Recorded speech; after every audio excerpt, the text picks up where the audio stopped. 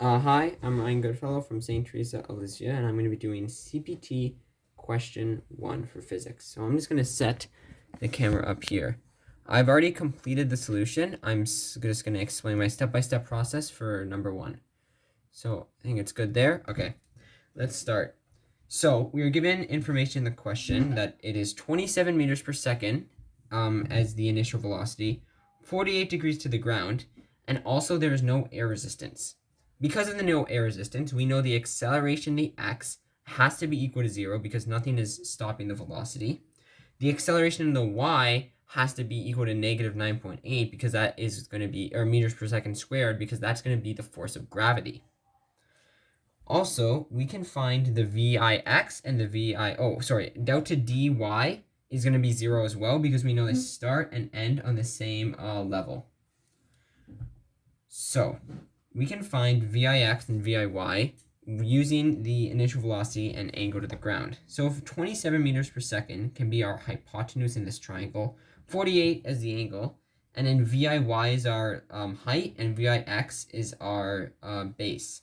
This, using the sine and cosine, we can then find the values of Viy and Vix, which I do over here.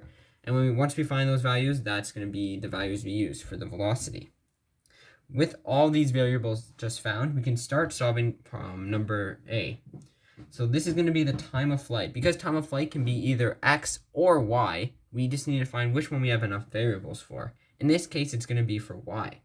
In the y, we have delta dy, which is 0, Viy, which we just found, and ay, which is, of course, negative 9.8 meters per second squared. So using the kinematic equation, which is delta dy equals Viy delta t plus half of ay delta t squared, we can solve this. Something important to notice is how we divide by delta t. This is only possible because it says in the question that the ball actually leaves the ground, or the ball moves. Nothing can move in 0 seconds, so that means that we know our delta t can't be 0. Because if it were to be 0, you could never divide something by 0. It doesn't make sense. But we know it can't be 0, so therefore we are allowed to do this. Once we do this, cancel out, and put our values in, we eventually round and get the total time to be 4.10 seconds, which is equal to our delta t. Now we start solving for B. This is the ball's horizontal range, so we're going to be using the variables with the x in the x values. So we have delta t because we just found that, Vix, and of course ax. So using these three variables, we use the exact same kinematic equation, except now we're solving for delta dx. By subbing the values in, we can just calculate it. And something important to note again is that here we know that ax is 0. So because of that, we can just cross it out. We know that it's going to multiply to 0, and you can't, adding 0 does nothing, so that just cancels out. And we're eventually left with delta dx to be 74.0 meters. And now finally we can solve C. C is probably the most difficult one.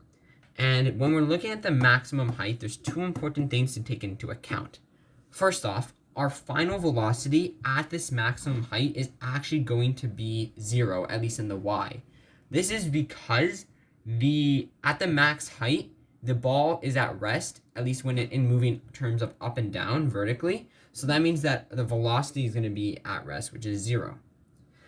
Also, because the ball is moving at a constant velocity and is level at the start and the end, the max height is going to be half of the distance, which also means the max height is going to be half of the time because there's no acceleration in the x. This means that we must divide the time by 2, or in half, to use the appropriate value when trying to find the max height. So we use the equation delta dy equals Vfy plus Viy divided by 2 times delta t divided by 2, because we're using half the time. We calculate it all, and it ends up being the delta dy is equal to 20.5 meters. So this is how I solved question 1 for my physics CPT, A, B, and C. A is 4.10 seconds, B is 74.0 meters, and C is 20.5 meters. Thank you for listening.